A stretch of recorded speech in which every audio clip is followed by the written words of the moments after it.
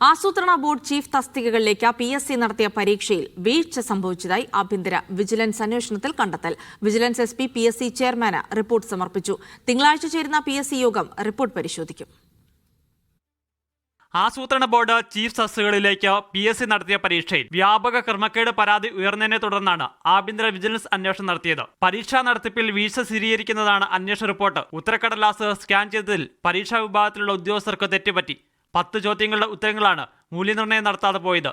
മൂല്യനിർണ്ണയത്തിൽ പങ്കാളിയായ ഉദ്യോഗസ്ഥരുടെ ഭാഗത്ത് വീഴ്ച ഉണ്ടായിട്ടുണ്ടെന്നും കണ്ടെത്തലുണ്ട്. ആഭ്യന്തര അന്വേഷണത്തിൽ ക്രമക്കേട് കണ്ടെത്തിയാൽ കൂടുതൽ അന്വേഷണത്തിനായി സർക്കാരിനോട് ആവശ്യപ്പെടുകയാണ് സാധാരണ ചെയ്യുക. എന്നാൽ നിലവിൽ പരീക്ഷാ ക്രമക്കേടിൽ ക്രൈംബ്രാഞ്ച് അന്വേഷണം സർക്കാർ പ്രഖ്യാപിച്ചിട്ടുണ്ട്. ഈ സാഹചര്യത്തിൽ എന്ത് തുടർ നടപടി സ്വീകരിക്കണമെന്നത് തിങ്കളാഴ്ച ചേരുന്ന PSC യോഗത്തിൽ തീരുമാനിക്കും. ക്രൈംബ്രാഞ്ചിന്റെ പ്രാഥമിക അന്വേഷണം പൂർത്തിയായിട്ടുണ്ട്. അജിത വിഗത്തിന്റെ നേതൃത്വത്തിലുള്ള സംഘം വൈകാതെ റിപ്പോർട്ട് ക്രൈംബ്രാഞ്ച് മേധാവിക്ക് കൈമാറും. പിന്നീട് സംസ്ഥാന പോലീസ് മേധാവി രവാഡ ചന്ദ്രശേഖർ കൂടി പരിശോധിക്കും. ഇതിനുശേഷമാകും പരീക്ഷാ ക്രമക്കേടിൽ കേസെടുത്ത് അന്വേഷണം നടത്തുക. മീഡിയ 1 തിരുവനന്തപുരം.